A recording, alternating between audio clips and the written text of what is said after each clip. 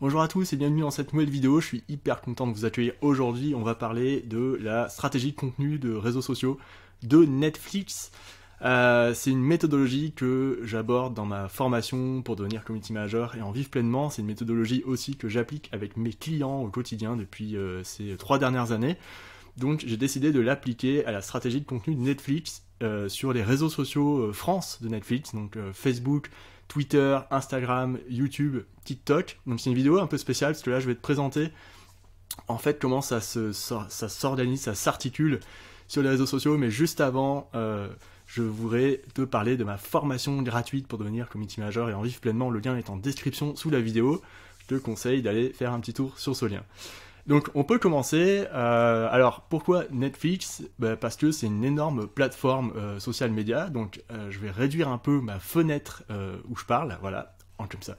Donc alors Netflix, je vais parler de la problématique de Netflix. C'est aussi un atout et aussi une problématique. Donc c'est le catalogue.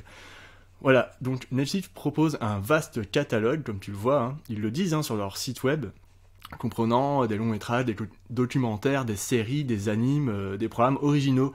Alors c'est un atout, mais c'est aussi un problème pour Netflix parce que en fait les abonnés de la plateforme passent parfois leur soirée à scroller et à choisir quelle série ils vont regarder et ne pas trouver. Et en fait ça alimente une frustration que Netflix veut à tout prix éviter. Alors comment Netflix fait pour éviter cette frustration? En fait, ils utilisent des réseaux sociaux pour recommander, pour conseiller au maximum les gens qui vont regarder les séries, pour leur donner des idées en fait, et éviter qu'ils se perdent à travers le vortex gigantesque de leur catalogue de séries, de films. Alors comment ils font ça sur les réseaux? On va le voir juste dans un instant.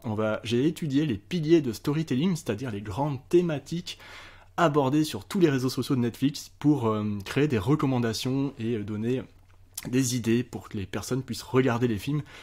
Et puis ensuite, on va regarder un peu ensemble qui est la cible, donner des hypothèses, et puis voir quelles sont les anomalies que j'ai relevées pour ensuite conclure. Donc c'est parti, on y va. Alors, le premier pilier de storytelling que j'ai relevé, il y en a sûrement plus, j'en ai relevé 6 dans cette vidéo, mais il y en a sûrement plus. Et voilà, mais là c'est vraiment les principaux que j'ai relevés. Donc c'est les annonces de nouveautés, c'est-à-dire les nouveaux films, les nouvelles séries qui arrivent sur la plateforme, et les disponibilités déjà présentes, celles qui sont déjà présentes sur la plateforme. Donc voici sur Twitter ce qu'on peut voir. Donc sur Twitter, voici pour annoncer des nouveautés, en fait on parle d'une actrice qui est présente dans différentes séries qui sont sur la plateforme. Donc ici c'est Simone Ashley par exemple, c'est une reine qu'elle joue Kate ou Olivia, donc ce sont 2 séries qui sont présentes sur la plateforme déjà. Ici on a une annonce de disponibilité d'un film peut-être qui est pas forcément récent, mais c'est une nouveauté sur la plateforme. Donc on a une espèce d'histoire en fait. Oui c'est vrai ça, tout le monde aime Rosalie, donc on a une histoire avec les acteurs qui racontent un peu, qui expliquent, on voit des extraits de séries en fait dans un petit format, on dirait un mème un peu. Donc je vais vous dire la vérité, j'aime Rosalie, c'est normal, tout le monde l'aime. Donc ici on a l'annonce du film, c'est dispo, César et Rosalie, voilà. Sur Instagram, on a une annonce aussi particulière d'une nouveauté, d'un film d'horreur qui est sorti là il y a pas très longtemps.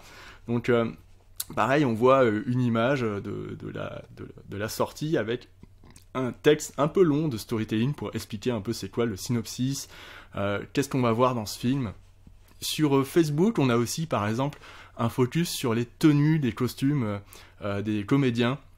Donc ce ne sont pas des tenues, ce sont des tenues avec un jeu sur la typo, des tenues de princesse quoi, et donc on a la tenue des comédiennes plutôt. Donc donc la chronique des Bridgerton saison 2 c'est dispo. Donc voilà encore un prétexte pour parler d'une sortie, d'une dispo. Et puis aussi on a des films qui sont déjà sur la plateforme, et Netflix font aussi de la promo sur ces films-là qui sont déjà sur la plateforme. Donc c'est culte et toujours dispo, Grise par exemple, avec une vidéo sur Facebook, un extrait du film quoi. Ensuite, on a une autre thématique que j'ai appelée la météo des saisons, en fait. Alors, les saisons, c'est les saisons des films, des séries, etc. Et la météo, bah, c'est la vraie météo, le temps qu'il y a dehors, quoi. Donc, sur Twitter, voilà, par exemple, on a ces références-là. On regarde quoi quand il pleut et quand il neige. Voilà, donc c'est par rapport à la météo du moment, en fait. Il y a peu de temps, là, il y a eu une grosse vague de froid, il a neigé, il a plu, alors que on était en plein commencement du printemps, donc c'était un peu déstabilisant. Donc ils rebondissent là-dessus. Il pleut ou c'est juste les larmes de ceux qui ont vu Kotaro en solo. Voilà, donc c'est une référence par rapport à un contenu qui est disponible sur Netflix. Sur Instagram, on voit par exemple qu'ils ont fait un carrousel avec différents contenus présents sur Netflix également, avec un petit battle entre les costumes et les fleurs. Il y a beaucoup de jeux sur les costumes. Ici on voit en fait sur les autres carousels qu'il y a des couleurs qui sont associées à d'autres fleurs. Avec l'arrivée du printemps, les fleurs sont sorties, donc un jeu de mots sur les fleurs. Mais pas que les fleurs aussi des costumes des comédiennes. Donc c'est intéressant de voir ça, qu'il y a des jeux sur la météo, sur les saisons, sur les contenus sur Netflix. Troisième pilier que j'ai relevé, donc on a toute une partie sur le making of, sur différents réseaux sociaux. Le making of est abordé en fait. Sur YouTube, on voit beaucoup de vidéos de making of, de coulisses par exemple.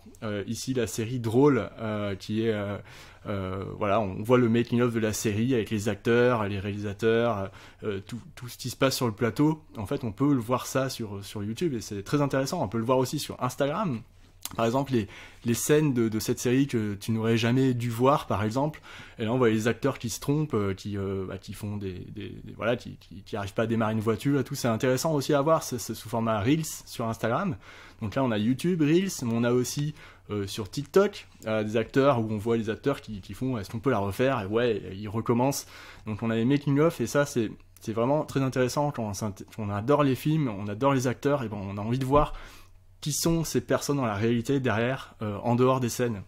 Donc ça c'est super intéressant aussi, et ça donne lieu à un autre pilier de storytelling qui est assez proche aussi, mais pas vraiment en making of, ce sont les secrets de tournage. Donc secrets de tournage, c'est vraiment le gossip un peu de ce qui se passe derrière la caméra, derrière le tournage, derrière les scènes. Donc on a des carousels par exemple sur Instagram, amis à l'écran comme dans la vie, dans la vraie vie ou dans la vie quoi en tout cas. Donc là on voit les acteurs de la série Drôle, qui sont tous ensemble. On les voit aussi sur d'autres photos où ils ont l'air d'être potes, donc ça c'est vraiment amusant à voir, ça renforce le côté attachant des personnages. On a des reels aussi, par exemple sur ce film où il y a des robots dans le film. En fait, les ingénieurs ont designé et créé de vrais robots uniquement pour le film, ça c'est un secret de tournage. C'est intéressant à découvrir. Là on se dit ah ouais, c'est des vrais robots qui fonctionnent vraiment, et les images sont assez impressionnantes en plus. Voilà, donc on peut le voir dans les reels sur Instagram. On peut le voir aussi dans les interviews des acteurs sur YouTube par exemple. Cette actrice qui a joué dans Drôle raconte que un film qui l'a bouleversé, c'est Jusqu'à la garde de Xavier Legrand. Voilà, elle le dit, je crois que Jusqu'à la garde m'a cloué. Donc les acteurs défilent et expliquent c'est quoi leur film préféré, ou répondent aux questions en tout cas de cette interview. Et là on peut voir un peu plus qui sont les personnages en vrai, leur personnalité dans la réalité. Ou sur TikTok, ici, lors d'un question-réponse avec le public, où là, il y a un acteur qui répond à une question d'une personne qui est dans le public, dans la scène, vous avez embrassé la fille, est-ce que vous avez surjoué ou pas? Enfin, je sais plus qu'est-ce que c'était la suite, mais en tout cas, on voit aussi là encore un secret de tournage qui est révélé en direct sur le réseau social. Cinquième pilier, on a le présentateur TV. Alors le présentateur TV, moi je l'ai appelé comme ça parce qu'en fait Netflix a sorti du placard, a dépoussiéré un rôle en fait qui est vraiment attribué à la télé, et là l'a mis sur les réseaux sociaux. Et c'est vraiment sympa parce qu'ils l'ont vraiment adapté aux différents formats des réseaux sociaux, on peut le voir.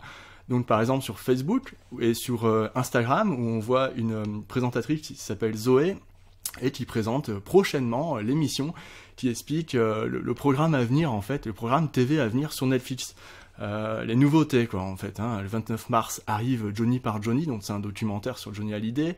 Voilà, donc on la retrouve sur Facebook, sur Instagram, en Reels, en format vidéo, aussi sur YouTube également. Donc c'est Zoé qui explique le programme, et puis on voit aussi le programme TV, on va dire, en story, hein, cette semaine sur Netflix, mardi Johnny par Johnny, mercredi Crypto Parano, vendredi La Bulle. Donc c'est vraiment le programme TV de la semaine en fait. Et c'est intéressant, ça fait un peu le magazine papier qu'on regardait chez nos grands-parents quand on allait regarder la télé quand on était plus jeune. Là c'est vraiment le programme TV qui s'invite sur les réseaux sociaux avec le présentateur qui va bien, qui explique. Pareil sur YouTube, ici on a le présentateur TV qui fait un micro-trottoir pour aller carrément demander aux gens dans la rue ce qu'ils pensent de ce que pensent les Parisiens de l'arnaqueur de Tinder, il leur demande directement, et ça c'est assez marrant aussi, ça fait vraiment la télé qui s'invite sur les réseaux sociaux. Sur TikTok, on a un autre type de présentateur, donc on a un influenceur manga qui explique chaque semaine quel est qui explique l'histoire de son manga favori, il explique le manga de la semaine, et en fait ça c'est des vidéos assez régulières sur TikTok également, et on voit clairement que ça s'adresse à une cible spécifique par rapport aux autres réseaux sociaux. Là on est plus sur vraiment le présentateur TV, etc. Et enfin le dernier pilier trouve vraiment très important, c'est le pilier ton ou ta BFF. Donc BFF c'est Best Friend Forever, ça veut dire ton meilleur ami ou ta meilleure amie.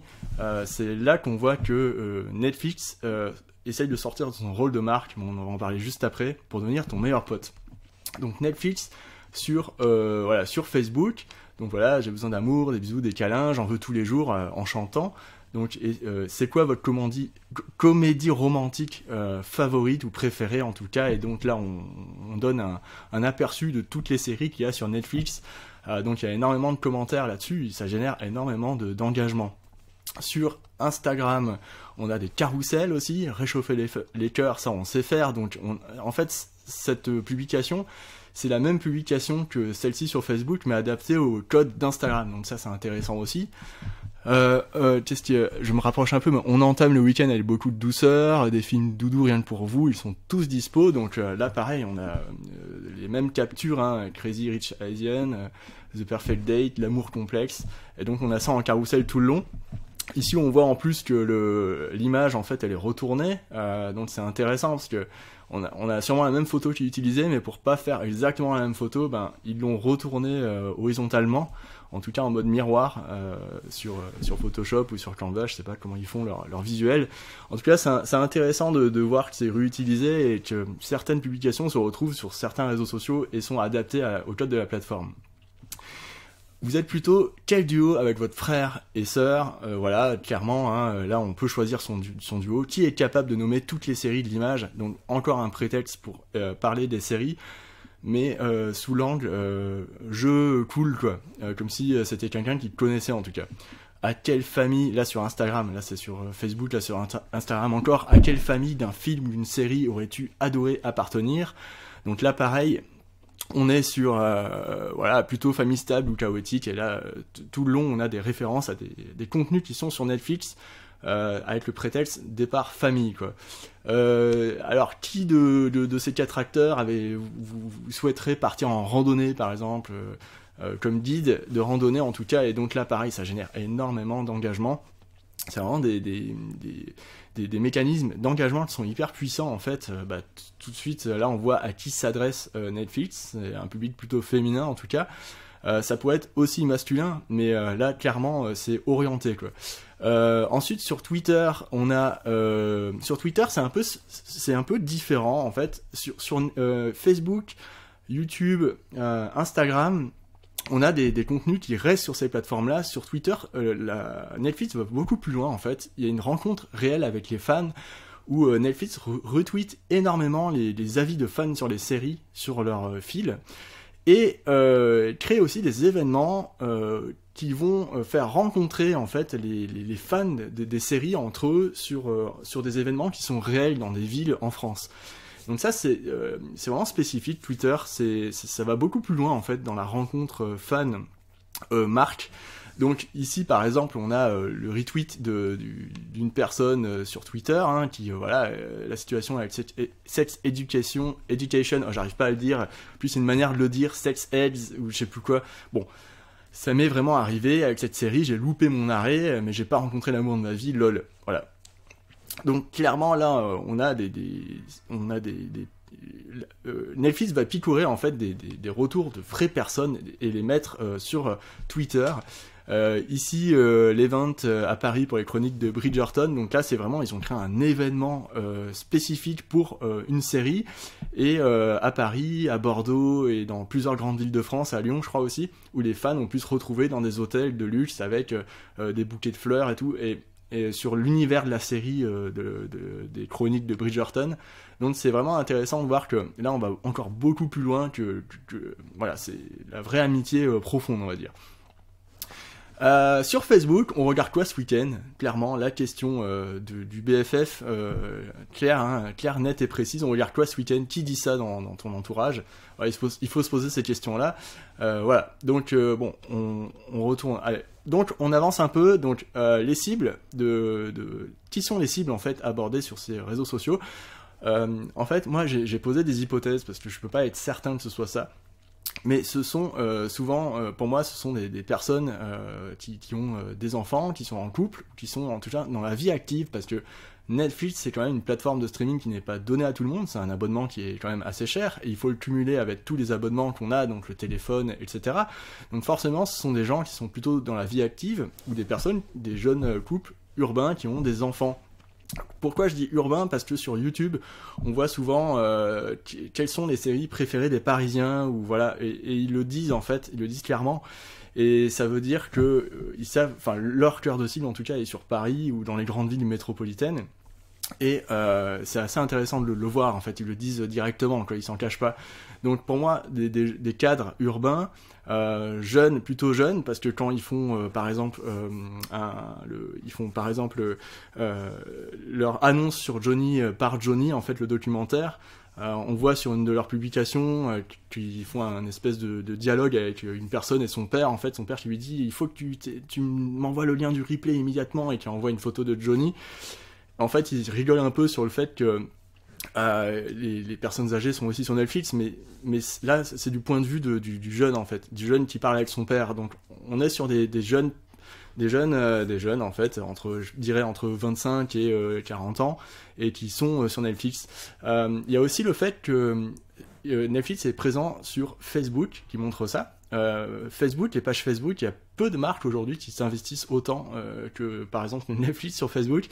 Aujourd'hui, on entend plutôt que les marques ont tendance à quitter Facebook. Ben, Netflix est à fond dessus, reste dessus, et là on voit clairement que la cible ce sont les parents, en fait, les parents des ados. Les ados, ils vont sur TikTok et ils regardent les émissions de présentation des mangas, par exemple. Et les ados font le forcing aux parents pour qu'ils installent Netflix à la maison. Donc clairement, pour moi, c'est les cibles profondes, c'est les parents, mais aussi les ados indirectement les ados, pour qu'ils fassent pression pour avoir Netflix à la maison. Donc ça, ce sont des hypothèses, c'est pas sûr, hein. Moi, c'est ce que j'ai relevé en regardant les réseaux sociaux, mais c'est intéressant de le noter en tout cas. J'ai relevé aussi des anomalies qui sont qui clochent vraiment, des choses qui clochent réellement, qui m'ont sauté aux yeux. C'est que à aucun moment la plateforme Netflix n'est mentionné sur les réseaux sociaux. À aucun moment on voit un lien de redirection vers la plateforme Netflix, ça n'existe pas, il n'y en a pas. Donc ça, c'est intéressant parce que ça montre que en fait les réseaux sociaux ne sont pas là pour renvoyer vers la plateforme, vers le site web. À aucun moment les réseaux sociaux sont là vraiment pour créer des communautés et générer de l'engagement à l'intérieur. Les réseaux sociaux, ce sont des médias à part entière, et sur YouTube, à part YouTube qui renvoie vers les autres réseaux sociaux, il n'y a aucune plateforme vraiment qui renvoie vers l'un ou l'autre. C'est chacun son réseau social préféré, et la vie de la communauté à l'intérieur. Ce qui montre ça aussi, c'est que ils font pas de pub. Je suis allé voir sur la plateforme publicitaire de Facebook de Netflix. Je suis pas allé voir sur TikTok, mais voilà. Je suis allé voir sur Facebook. Il y a Facebook et Instagram, et il n'y a pas de publicité en fait. Ils misent vraiment tout sur l'engagement organique, et ça se voit en fait. Toutes les publications sont faites pour générer énormément d'engagement. Et ça fonctionne, et ça se voit qu'ils misent tout là-dessus, en fait. Voilà. Et aussi, à aucun moment, il y a des mentions sur leur catalogue qui est hyper vaste, sur leur site web, où il n'y a aucune mention, en tout cas, de tout ça. Ils font pas de promo sur un nouveau film, une nouvelle sortie ou quoi. Non, ils prennent un prétexte avec la météo, avec un jeu, pour parler de ça, mais ils en parlent jamais directement, en fait. Et c'est pour ça que En fait, donc ces anomalies, pour moi, tout ça, ça montre un truc. En fait, Netflix ne veut pas montrer, à aucun moment Netflix montre la plateforme.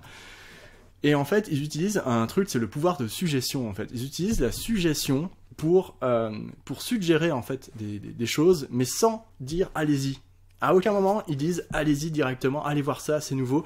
Ils le disent jamais, en fait. Ils donnent envie par des choses. Et ça, c'est vraiment le rôle des community managers. Donner envie, mais sans dire, allez-y, allez acheter, ou allez vous prendre un abonnement. C'est dit à aucun moment. Et c'est vraiment intéressant parce que, en fait, on voit que Netflix outrepasse son rôle de marque ici. En fait, le but de Netflix, c'est pas d'être une marque. Le but de Netflix sur les réseaux sociaux, c'est d'être ton ou ta meilleure pote et de rigoler avec toi, tu vois. Qui dit, on regarde quoi ce week-end ? Qui te parle de la météo toute la semaine, tu vois? Il y a que forcément tes amis, en fait. Netflix, c'est ton ami de substitution virtuel qui vient te détendre, en fait, à la fin de ta journée, ou te dire, ce week-end, on peut regarder ci ou ça, tu vois, te donner des idées de quoi regarder. Et moi, ça me fait penser à un truc, ça me fait penser à... Avant l'arrivée des plateformes de streaming vidéo, en fait, en 2004-2005, quand j'étais à l'internat, il y avait toujours un pote cool qui était là dans le coin, dans mon entourage, et qui avait toujours des films cool à regarder, à me conseiller et à me prêter. Il me prêtait des DVD, tout ça. Et ce pote cool, en fait, il savait moi ce que j'aimais, parce qu'on discutait beaucoup. Il connaissait parfaitement mon humeur de la semaine ou du moment. Et en fait, il plaisantait avec moi, tout ça, et ensuite il me prêtait les films où on allait regarder des films avec des potes le week-end. Et en fait, Netflix, c'est à peu près pareil, c'est un peu le même type voilà, Netflix est en train de devenir ton pote et te recommande cette série ou ce film ou cet anime ce week-end à regarder parce que en fonction de ce que tu préfères, ça peut être intéressant. Et c'est là qu'on voit que Netflix prend un tout autre rôle, et là on le voit dans la ligne éditoriale, hein. Il y a le on, il y a le tu, il y a le vous. Netflix prend plusieurs formes et sort de son rôle de marque. Vraiment, il veut faire oublier que c'est une marque multinationale américaine qui est là pour quand même générer du chiffre d'affaires. Non, là, Netflix, c'est ton meilleur pote, il veut te le montrer à fond, quoi. Et c'est super intéressant de voir ça sur les réseaux sociaux.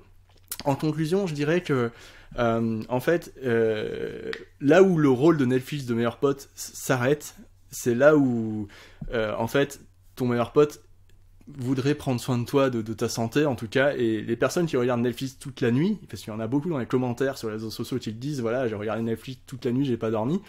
Ton meilleur pote ou ta meilleure pote, à un moment, il te dit mais il faudrait que tu dormes parce que là, tu deviens vraiment relou ou quoi. Il faut vraiment que tu dormes un peu plus, que tu prennes plus soin de toi ou quoi. Fais attention, reste pas toute la nuit non plus sur les réseaux.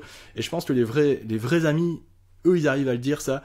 Netflix, c'est pas du tout dans l'intérêt de la plateforme de sortir un truc comme ça, donc voilà. En tout cas, j'espère que mon analyse t'a plu, et n'hésite pas à venir commenter cette vidéo dans les commentaires, qui est un peu plus longue que d'habitude. Et aussi, je t'invite à aller découvrir ma formation Devenir Community Manager et en vivre pleinement. Le lien est en description sous la vidéo. Je te souhaite une bonne journée et à bientôt. Salut!